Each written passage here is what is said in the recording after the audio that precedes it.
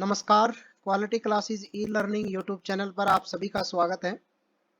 एक नया course introduction of physics 11th class आज हम शुरू करने जा रहे हैं, लेकिन उससे पहले मैं आपको बताना चाहता हूं कि 9th class, 10th class, 11th class और 12th क्लास, इसके लिए साइंस और मैथ की ऑफलाइन क्लासेस जो हैं क्वालिटी क्लासेस इंस्टीट्यूट अग्रवा पे शुरू हो चुकी हैं।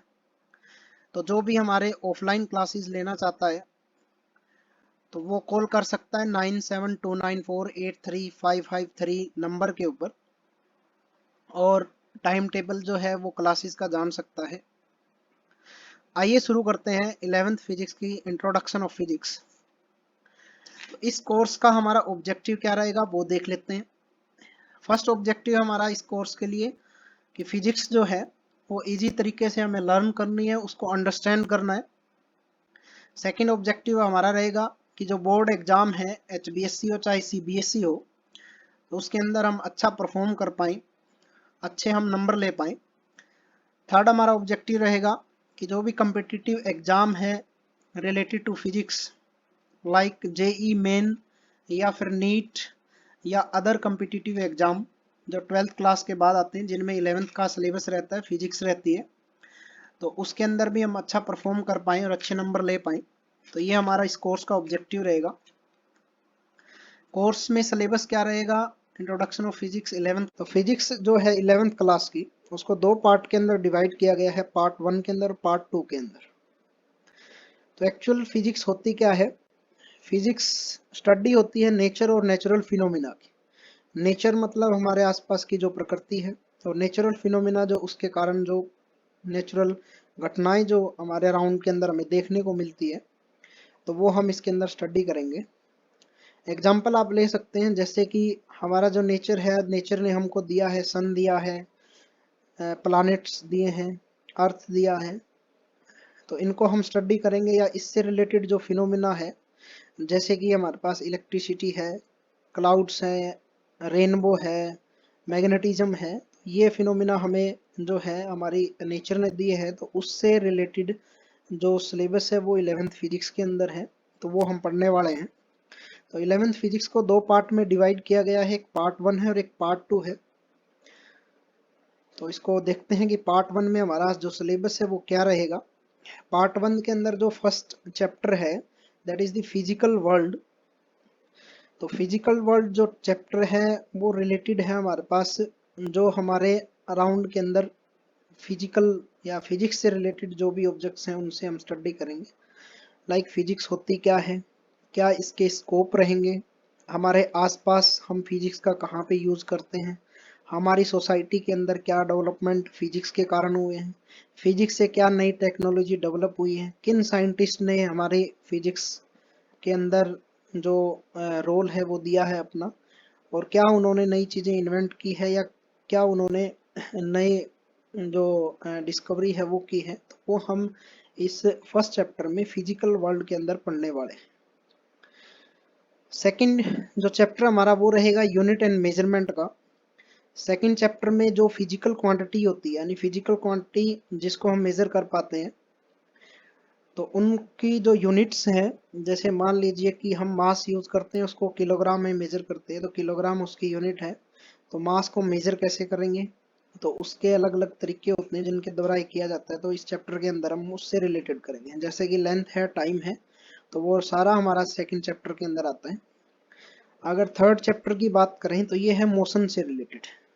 अगर हम अपने अराउंड के अंदर देखें तो बहुत सारी चीज़ें मोशन के अंदर होती हैं। अपने अर्थ की बात करें तो ये ऑन एक्सिस के ऊपर भी रोटेट कर रहा है, सन के अराउंड भी रोटेट कर रहा है, तो इसका मतलब मोशन के अंदर है। एयर जो है वो भी मोशन के अंदर होती है। व्हीकल जो हमारे चलते हैं, चाहे वो कार हो, बाइक हो, सारे मोशन के अंदर होते हैं, तो उनसे रिलेटेड हम स्टडी करेंगे। तो मोशन इन स्ट्रेट लाइन में होता है कि ऑब्जेक्ट बिल्कुल स्ट्रेट लाइन में मूव कर रहे हैं, तो उससे रिलेटेड पढ़ेंगे हम। जो फोर्थ चैप्टर है मोशन इन ए प्लेन, यानी कि 2 डायमेंशन के अंदर, या जैसे कि सर्कुलर मोशन है, या फिर हमारे पास अदर मोशंस हैं जो 2 डायमेंशन के अंदर आ जाते हैं, तो वो हम स्टडी करेंगे। प्रोजेक्टाइल मोशन भी इसका एक एग्जांपल है। नेक्स्ट जो चैप्टर आता है हमारा लॉ ऑफ मोशन, यानी कि मोशन से रिलेटेड जो लॉ है, जैसे कि Newton first law, second law, third law, तो ये हम इसके अंदर पढ़ने वाले हैं। 6 चैप्टर जो है वो हमारा रहेगा वर्क, एनर्जी एंड पावर से रिलेटेड, कि वर्क क्या होता है, एनर्जी जो हमारी कैपेसिटी है काम करने की, एनर्जी उसके बारे में पढ़ेंगे, पावर, इलेक्ट्रिसिटी पावर भी होती है, अदर पावर्स भी होती हैं जिनके बारे में हम चैप्टर 6 में पढ़ेंगे। 7 चैप्टर की बात करें तो 7 चैप्टर जो है हमारा वो है system of particle and rotational motion. कोई सिस्टम जो है वो कॉम्बिनेशन ऑफ पार्टिकल से बनता है, और रोटेशनल मोशन जैसे अर्थ ओन एक्सिस पे रोटेट कर रहा है तो उसके मोशन के बारे में, या अदर रोटेशनल मोशन है हमारी डेली लाइफ के अंदर, वो हम इसके अंदर पढ़ेंगे। और 8 चैप्टर जो आता है वो है ग्रेविटेशन से रिलेटेड। ग्रेविटेशन हमारे पास होता है जैसे कि कोई ऑब्जेक्ट किसी दूसरे ऑब्जेक्ट को अपनी तरफ अट्रैक्ट करता है, जैसे अर्थ चीज़ों को अपनी तरफ अट्रैक्ट करता है, सन अपनी तरफ अट्रैक्ट करता है। इसी ग्रेविटेशन के कारण अर्थ सन के अराउंड जो है रोटेट कर रहा है, रिवॉल्व कर रहा है। तो ये जो ग्रेविटेशन है इंपॉर्टेंट पार्ट है हमारे यूनिवर्स के अंदर। तो जो स्पेस में रुचि रखते हैं या यूनिवर्स में रुचि रखते हैं तो उसके लिए काफ़ी अच्छा चैप्टर रहने वाला है। तो वो इसको अगर ध्यान से करें आने वाले टाइम के अंदर, अगर वो इसमें अच्छे स्टडी करते हैं तो वो नासा में भी सिलेक्ट हो सकते हैं, या इसरो है इंडियन स्पेस रिसर्च ऑर्गेनाइजेशन, इसके अंदर भी जा सकते हैं। तो ये फर्स्ट पार्ट था। ये सेकंड पार्ट की बात करते हैं। तो सेकंड पार्ट के अंदर 7 चैप्टर जो है वो हमें मिलते हैं फिजिक्स 11th क्लास के अंदर। तो जो फर्स्ट चैप्टर है हमारा सेकंड पार्ट का वो रहेगा mechanical property of solids. Second जो पार्ट चैप्टर है वो रहेगा मैकेनिकल प्रॉपर्टी ऑफ फ्लूइड। तो अगर हम मैटर की बात करें तो मैटर मोस्टली 3 स्टेट में एग्जिस्ट करता है, जिसमें सॉलिड होता है, लिक्विड होता है, गैसेज होती हैं। तो जो ये फर्स्ट चैप्टर है मैकेनिकल प्रॉपर्टी ऑफ सॉलिड, तो सॉलिड की मैकेनिकल प्रॉपर्टी जो होती हैं जैसे कि स्ट्रेस होता है, स्ट्रेन होता है, मॉडुलस ऑफ इलास्टिसिटी होता है, तो इसके बारे में पढ़ेंगे। फिर मैकेनिकल प्रॉपर्टी फ्लूइड्स की आती है। फ्लूइड होते हैं which is capable to flow, जो फ्लो कर सकते हैं, जैसे लिक्विड्स होते हैं हमारे, गैसेज होती हैं, वो भी फ्लूइड के अंदर आ जाती हैं। तो उनकी मैकेनिकल प्रॉपर्टी है, जैसे कि प्रेशर है हमारे पास। तो इस तरह से अदर प्रॉपर्टी मिलेंगी जिनको हम स्टडी करेंगे। तीसरा चैप्टर जो है वो है थर्मल प्रॉपर्टी ऑफ मैटर से रिलेटेड। थर्मल हीट से रिलेटेड है, तो इसके अंदर हीट ट्रांसफर होगी। थर्मोडायनेमिक्स जो है इसका नेक्स्ट चैप्टर है, फोर्थ चैप्टर। तो इसमें जो थर्मोडायनेमिक्स है इसके बारे में पढ़ेंगे। तो हीट और वर्क के बीच में रिलेशन होता है, जैसे कि हमारे जो हीट इंजन है वो कैसे काम करते हैं, गाड़ियों के इंजन है वो कैसे काम करते हैं, तो वो भी हम इसके अंदर स्टडी करेंगे। तो फिफ्थ चैप्टर हमारा वो है काइनेटिक थ्योरी से रिलेटेड। तो इसमें गैस जो होती है मॉलिक्यूल के अंदर काम करती है, तो गैस के मॉलिक्यूल किस तरह से मूव करते हैं, क्या उनकी प्रॉपर्टी होती है, वो काइनेटिक थ्योरी के अंदर हमारा आ जाता है। तो इसमें हम स्टडी करेंगे। सिक्स्थ और जो 7th चैप्टर है वो रहेगा ऑक्सीलेशन और वेव से रिलेटेड। जैसे कि जो साउंड प्रोड्यूस होता है वो एक जगह से दूसरी जगह ट्रैवल करता है, तो वो किस तरह से मूव कर रहा है। वेव्स जो होती हैं वो भी एक जगह से दूसरी जगह जाती है, चाहे वो इलेक्ट्रोमैग्नेटिक वेव हो, लाइट वेव हो, एक्सरे वेव या अदर वेव्स जो इलेक्ट्रोमैग्नेटिक वेव का पार्ट होती है, किस तरह ट्रैवल करती है, क्या उनकी प्रॉपर्टीज होती हैं, तो वो इन 2 चैप्टर के अंदर हम पढ़ने वाले हैं। तो ये हमारा 11th क्लास का सिलेबस रहेगा, जिसको हम जो है स्टडी करेंगे हमारे ई लर्निंग प्रोग्राम के अंदर। आइए थोड़ा और डिटेल में जानते हैं कि चैप्टर वाइज क्या क्या चीज़ें रहेंगी। जैसे कि फर्स्ट चैप्टर हमारा फिजिकल वर्ल्ड, तो इसके अंदर ये टॉपिक्स हम स्टडी करेंगे कि what is the physics, physics क्या होती है। जैसे मैंने बताया कि नेचर और नेचुरल फिनोमिना को स्टडी करना होता है, उसके बारे में और डिटेल में पढ़ेंगे। उसके बाद scope and excitement of physics, physics का क्या स्कोप रहेगा। जैसे कि हमारी अगर हम देखें स्पेस रिसर्च में काफ़ी स्कोप है फिजिक्स के। इसके अलावा मेडिकल साइंस में भी काफ़ी स्कोप्स हैं, तो कहाँ कहाँ इसके स्कोप रहेंगे वो हम स्टडी करते हैं। और एक्साइटमेंट भी फिजिक्स के कारण, फिजिक्स से बहुत सारी चीज़ें हमें देखने को मिलती हैं। उसके बाद में फिजिक्स, टेक्नोलॉजी और सोसाइटी, यानी फिजिक्स से टेक्नोलॉजी जो नई डेवलप हुई है, बहुत सारी टेक्नोलॉजी हैं जो आज के टाइम में काम कर रहे हैं। जैसे कि आज अगर डिजिटल जो टाइम चल रहा है जिसके अंदर हम ऑनलाइन सारी चीज़ें कर पा रहे हैं, तो ये फिजिक्स के कारण है कि इन्होंने हमें टेक्नोलॉजी प्रोवाइड की जिसके थ्रू हम आज कर पा रहे हैं। तो कौन सी टेक्नोलॉजी किस साइंटिस्ट ने डेवलप की उसके बारे में हम स्टडी करेंगे, और उस टेक्नोलॉजी का या फिजिक्स का हमारी सोसाइटी के अंदर क्या रोल रहता है, तो वो भी हम स्टडी करेंगे। आज हमारी जो सोसाइटी है साइंस और टेक्नोलॉजी ने कम्प्लीटली चेंज कर दी है। ठीक है, हमारे पास टेक्नोलॉजी के जिसके कारण ही कई सारे गैजेट्स हैं जैसे कि मोबाइल है, लैपटॉप है या अदर इलेक्ट्रॉनिक आइटम है जो काम कर रहे हैं, जिसने हमारी सोसाइटी को टोटली जो है वो चेंज कर दिया है। एग्जाम्पल लेते हैं, जैसे पहले हम कम्युनिकेट करने के लिए एक जगह से दूसरी जगह जाना पड़ता था, लेकिन आज के टाइम के अंदर मोबाइल या फिर जो कंप्यूटर है उनका यूज करके हम कम्युनिकेट इजीली कर पा रहे हैं। तो इसने हमारा काफ़ी कुछ जो है अपनी सोसाइटी के अंदर चेंज किया है। और भी काफ़ी टेक्नोलॉजी है, आप जैसे जो व्हीकल्स हैं उनसे रिलेटेड भी ले सकते हैं, गाड़ियां जो है उनसे रिलेटेड। तो उन्होंने भी काफ़ी कुछ चेंजेस किया है हमारी लाइफ के अंदर। तो क्या चेंजेस रहेगा और हम इस के अंदर पढ़ेंगे फिजिकल वर्ल्ड चैप्टर के अंदर। नेक्स्ट टॉपिक जो है इसी के अंदर फंडामेंटल फोर्सेस इन नेचर, कि नेचर जो है उसके अंदर कुछ फंडामेंटल फोर्सेस होती हैं जिनके बारे में हम पढ़ेंगे, जैसे कि ग्रेविटेशनल फोर्स होती है, इलेक्ट्रोमैग्नेटिक फोर्स होती है हमारे पास, अदर फोर्सेस भी होती हैं, न्यूक्लियर फोर्सेस भी होती हैं। तो उन फंडामेंटल फोर्सेस के बारे में पढ़ेंगे। नेक्स्ट जो टॉपिक रहेगा नेचर ऑफ फिजिकल लॉज, कि नेचर के अंदर कुछ फिजिकल लॉ है जिनको फॉलो कर रहा है नेचर, ठीक है, चाहे वो मोमेंटम से रिलेटेड हो, चाहे अदर हमारा कुछ लॉ हो जिनसे रिलेटेड हो, तो वो हम इसके अंदर स्टडी करेंगे। हाँ, ये सेकंड चैप्टर की बात करते हैं, तो ये हमारा यूनिट और मेजरमेंट से रिलेटेड है। स्टार्टिंग में इसका इंट्रोडक्शन होगा। सेकंड जो इसमें टॉपिक रहेगा international system of a units, जैसे कि जो भी हमारी क्वांटिटीज होती हैं जिसमें मास, लेंथ, टाइम, इलेक्ट्रिसिटी, आप कुछ भी जो फिजिकल क्वांटिटी हम लेते हैं, तो उसके लिए एक सिस्टम ऑफ यूनिट बनाया गया जो इंटरनेशनली यूज करते हैं, तो उसके बारे में पढ़ेंगे। लेंथ को कैसे मेजर कर सकते हैं, जैसे कि सन और अर्थ के बीच में डिस्टेंस हम मेजर करना हो, मून और अर्थ के बीच में करना हो, तो कैसे हम मेजर करेंगे। समान लेंथ जो जैसे एटॉमिक इलेक्ट्रॉन के डायमीटर हमें मेजर करना हो, रेडियस हम मेजर करना हो, तो वो कैसे मेजर करेंगे। मेजरमेंट ऑफ मास के अंदर आ जाता है। अगर हम स्मॉल लेवल पे देखें तो इसके अंदर एटम जिसे हम परमाणु बोलते हैं उसका मास कैसे निकालेंगे, और बड़े लेवल पे देखें तो हम सन का मास कैसे मेजर करते हैं, यूनिवर्स का मास जो है वो कैसे मेजर करते हैं, वो इसके अंदर हम पढ़ेंगे। मेजरमेंट ऑफ टाइम, टाइम कैसे मेजर किया जाता है, कौन सी क्लॉक इसके अंदर यूज करते हैं, तो वो हम इसके अंदर स्टडी करेंगे। अब जब भी हम मेजरमेंट करेंगे, मेजरमेंट मतलब माप तोल होता है, तो मेजरमेंट जब भी करते हैं तो उसकी एक्यूरेसी हमें देखनी पड़ेगी कि वो सही से मेजर हुआ है या नहीं, और वैल्यू ठीक है हमारी या नहीं है, ठीक है। इंस्ट्रूमेंट की प्रिसीजन भी जरूरी है कि कितना वो डीपली मेजर कर सकता है। अगर मेजर करेंगे तो एरर की भी चांसेस है, तो एरर कौन सी होंगी, तो वो इसके अंदर हम पढ़ेंगे। सिग्निफिकेंट फिगर आता है, जैसे मेजर करते हैं तो काफ़ी वैल्यू होती है हमें मिलती है, तो उसको कितना हमें राउंडिंग ऑफ करना होता है वो हम स्टडी करेंगे।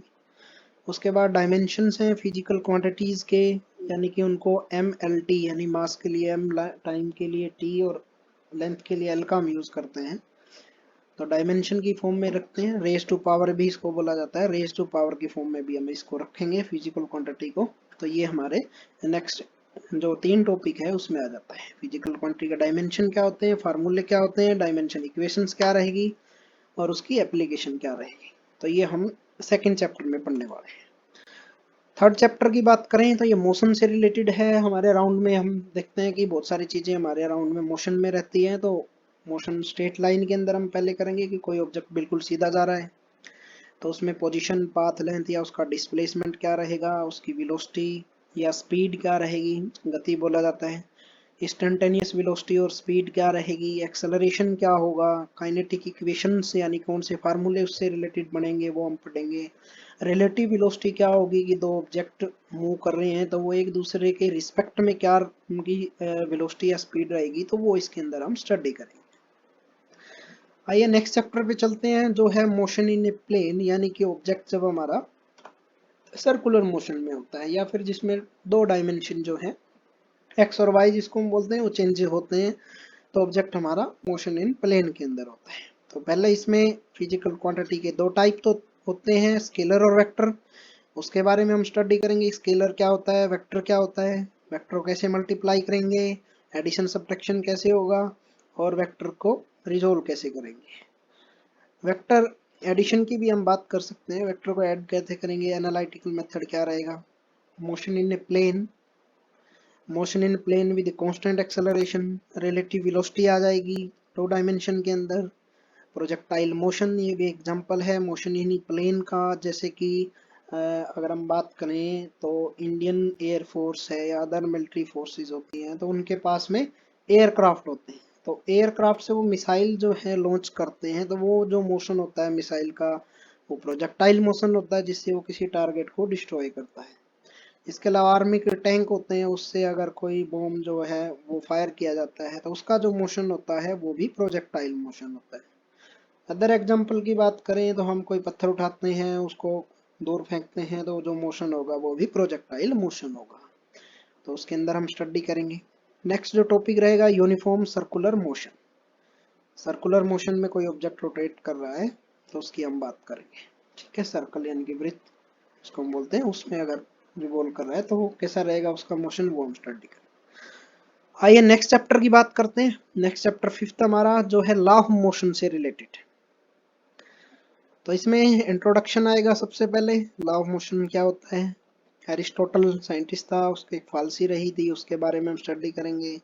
लॉ ऑफ इनर्शिया हम पढ़ेंगे, Newton first law, second law और थर्ड लॉ।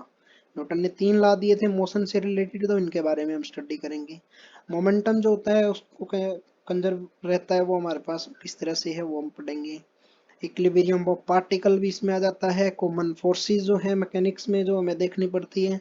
सर्कुलर मोशन है। इसके अलावा मैकेनिक्स में हम प्रॉब्लम कैसे सोल्व करते हैं। मैकेनिक्स जो है वो मोशन से रिलेटेड टॉपिक है, तो इसमें अंदर ये हम पढ़ने वाले हैं। आइए नेक्स्ट चैप्टर की बात करते हैं। 6th चैप्टर है, ये रिलेटेड है वर्क एनर्जी और पावर। 9th क्लास में भी आप वर्क एनर्जी और पावर के बारे में पढ़ चुके हैं, तो थोड़ा और डिटेल के अंदर इसमें दिया हुआ है, जिसके अंदर हमारे पास वर्क होता क्या है, काइनेटिक एनर्जी क्या होती है, वर्क एनर्जी थ्योरम है जिसके बारे में हम पढ़ेंगे। काइनेटिक एनर्जी क्या होती है, जैसे कोई ऑब्जेक्ट मोशन में है तो उसके अंदर एनर्जी होती है kinetic energy.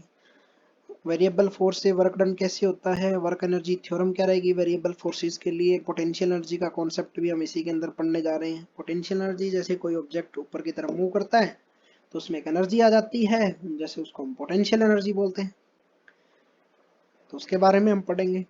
Mechanical energy conserve कैसे रहती है उसके बारे में पढ़ेंगे। जैसे कोई ऑब्जेक्ट ऊपर जाता है, छोड़ देते हैं तो वापस आ जाता है, तो एक एनर्जी उसमें स्टोर हो जाती है, उसको हम कंजर्वेशन ऑफ एनर्जी बोलते हैं। स्प्रिंग में भी ऐसा ही रहेगा, स्प्रिंग को कंप्रेस करते हो आप या फिर एक्सटेंड करते हो या दबाते हो या फिर उसको खींचते हो तो उसमें भी एनर्जी स्टोर हो जाती है, जिसको पोटेंशियल एनर्जी बोलते हैं।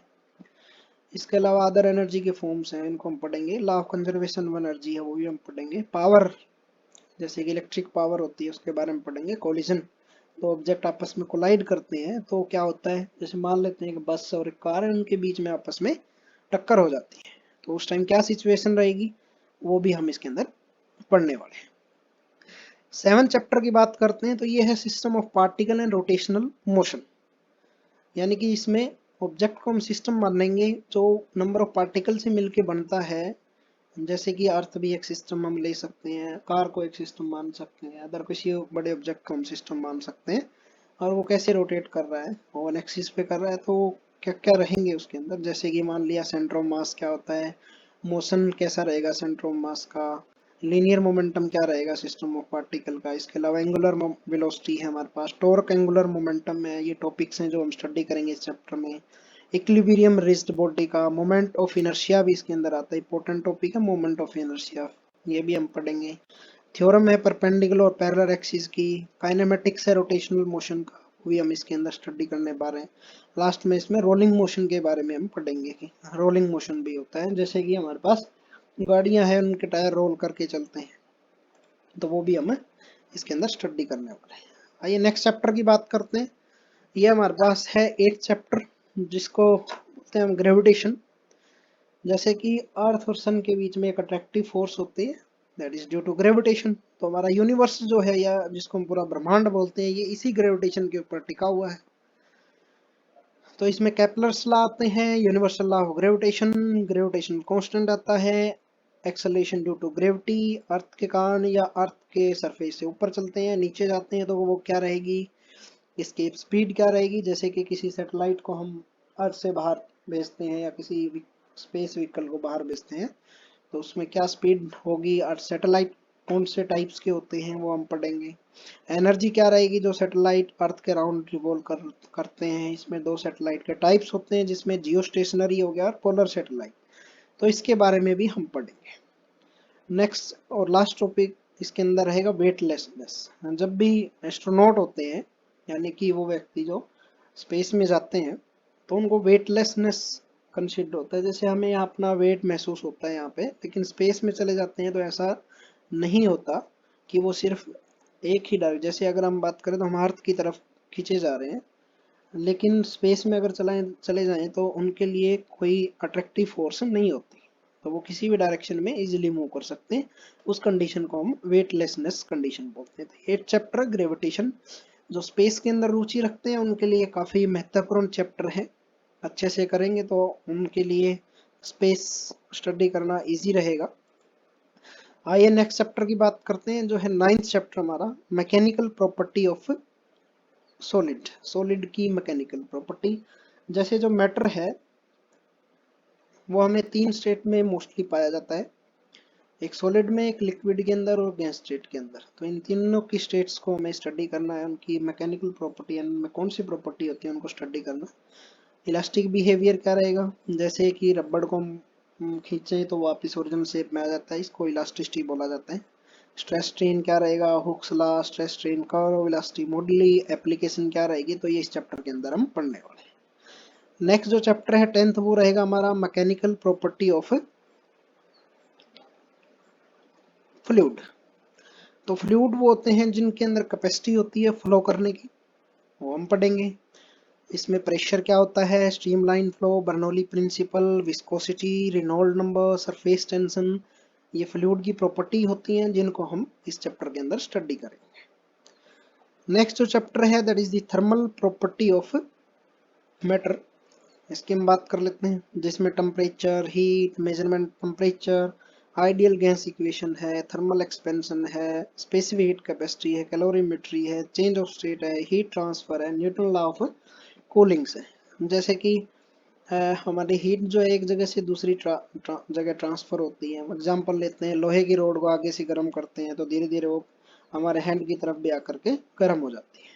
तो ये ऐसा क्यों होता है, वो इस चैप्टर के अंदर हमें पढ़ने वाले हैं। अगर आप इंजीनियरिंग लाइन में जाना चाहते हो तो ये लास्ट के जो 3 चैप्टर बताए, thermal property, mechanical property, fluid की और सॉलिड की, इंपॉर्टेंट चैप्टर रहेंगे, तो अच्छे से आपके इंजीनियरिंग में भी काफी काम आने वाले हैं। 12th चैप्टर की बात करें तो वो है हमारे पास थर्मोडायनेमिक्स। तो इसके अंदर हम जीरोथ लॉ ऑफ थर्मोडायनेमिक्स यानी कि थर्मल इक्विलिब्रियम के बारे में पढ़ेंगे, फिर जीरोथ लॉ ऑफ थर्मोडायनेमिक्स के बारे में पढ़ेंगे। हीट क्या होती है, इंटरनल एनर्जी, वर्क और हीट का रिलेशन जो है वो ज्यादातर हमें देखने को मिलेगा थर्मोडायनेमिक्स के अंदर। Specific heat capacity, thermodynamic state variables, thermodynamic process, heat engine, जैसे कि गाड़ियों के इंजन है वो कैसे काम करते हैं, रेफ्रिजरेटर हो गए, हीट पंप्स हो गए, कैसे काम करते हैं, तो वो इसके अंदर हम पढ़ेंगे। सेकंड लॉ भी इसके अंदर आ जाता है थर्मोडायनेमिक्स का। आइए नेक्स्ट चैप्टर की बात करते हैं, वो चैप्टर नंबर 13 है, इज दी काइनेटिक थ्योरी। तो इसके अंदर हम पहले इंट्रोडक्शन करेंगे, मोलिकुलर नेचर ऑफ मैटर के बारे में पढ़ेंगे, गैसेस का बिहेवियर क्या रहता है, किस प्रकार से गैसेस बिहेव करती हैं के बारे में पढ़ेंगे। आइडियल गैस की काइनेटिक थ्योरी क्या रहेगी, law of equipartition of energy क्या रहेगा, स्पेसिफिक हीट क्या रहेगी। काइनेटिक थ्योरी में जो है वो मोलिकुलर लेवल या एटॉमिक लेवल के ऊपर गैस का बिहेवियर के बारे में हम स्टडी करते हैं। आइए नेक्स्ट चैप्टर की बात करते हैं, दैट इज द ऑक्सीलेशन। इससे नेक्स्ट रहेगा हमारा वेव, इंटर रिलेटेड है, एक दूसरे से जुड़े हुए हैं। ऑक्सीलेशन क्या होता है, वाइब्रेशन आपने सुना होगा, तो ऑक्सीलेशन भी वाइब्रेशन का टाइप ही होता है। तो इसके अंदर पीरियोडिक और ऑक्सीलेटरी मोशन हमारे पास देखने को मिलते हैं, जिसमें एक सिंपल हार्मोनिक मोशन होता है, एसएचएम भी बोलते हैं, काफी इंपॉर्टेंट टॉपिक है, competition exam of UP SHM में बहुत क्वेश्चन पूछे जाते हैं, तो ये हम पढ़ेंगे इसके अंदर। तो इसी ऑक्सीलेशन के कारण जो है हमारा कम्युनिकेशन पॉसिबल हुआ है, इलेक्ट्रोमैग्नेटिक वेव्स काम करती है, साउंड जो है वो इसी के कारण काम करता है। जैसे कोई भी ऑब्जेक्ट को जब हम टच करते हैं या उसको मूव करवाते हैं तो उससे एक साउंड प्रोड्यूस होता है। साउंड किसके कारण प्रोड्यूस, ये ऑक्सीलेशन, वहाँ पे ऑक्सीलेशन या वाइब्रेशन प्रोड्यूस होती है जिससे साउंड प्रोड्यूस होता है। या जो हमारे लाइट वेव होती है उसके अंदर भी इसी तरह की फॉर्मेशन रहती है। एनर्जी क्या रहेगी, सिंपल हार्मोनिक मोशन के अंदर कौन से सिस्टम है जो एसएचएम के अंदर है, जैसे कि पेंडुलम होता है हमारे पास, अदर मोशन सिस्टम है जिनको हम पढ़ेंगे, डैम्प्ड है, अनडैम्प्ड, सिंपल हार्मोनिक मोशन के टाइप्स होते हैं, तो ये इसके अंदर चैप्टर पढ़ेंगे। तो अंतिम जो चैप्टर रहेगा हमारा 11th फिजिक्स के अंदर वो रहेगा वेव्स। इसकी बात कर लेते हैं। इंट्रोडक्शन, वेव्स क्या होती हैं, दो प्रकार की हैं, जैसे ट्रांसवर्स और लॉन्गिट्यूडनल वेव, इनके बारे में हम पढ़ेंगे। डिस्प्लेसमेंट प्रोग्रेसिव वेव का क्या रहेगा, स्पीड किसी ट्रेवलिंग वेव की क्या रहेगी, principle of superposition of wave क्या रहेगा, रिफ्लेक्शन, जैसे वेव्स भी रिफ्लेक्ट होकर आती हैं, जैसे आपने देखा कमरा खाली है तो उसके अंदर हमारा जो साउंड है वो हमें बार बार सुनाई देता है, या किसी पहाड़ी इलाके में चले जाते हैं वहां पे हम बोलते हैं तो वो आवाज हमें दोबारा से सुनाई देती है, रिफ्लेक्शन ऑफ वेव्स। इसके अलावा बीट्स है, डोपलर इफेक्ट्स हैं, तो इनके बारे में हम इस चैप्टर के अंदर पढ़ने वाले हैं। तो ये था हमारे पास लास्ट चैप्टर जो हम पढ़ेंगे। बात करते हैं कि कौन सी बुक जो है 11th फिजिक्स के लिए हमें फॉलो करनी है।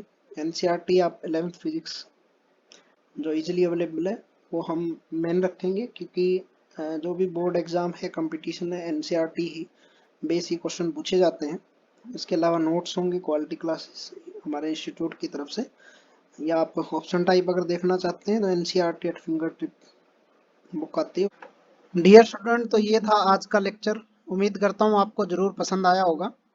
आपकी अगर कोई क्वेरी है तो आप हमारे फ़ोन नंबर 9729483553 के ऊपर कॉल कर सकते हैं या फिर व्हाट्सअप कर सकते हैं। हमारी वेबसाइट को जरूर विजिट करें qualityclasses.co.in। हमारे YouTube channel quality classes e learning को लाइक, शेयर और सब्सक्राइब जरूर करें। और जितने भी 11th क्लास या 9th 10th या 12th क्लास के स्टूडेंट हैं तो उनको शेयर करें और चैनल को सब्सक्राइब करें। Thank you.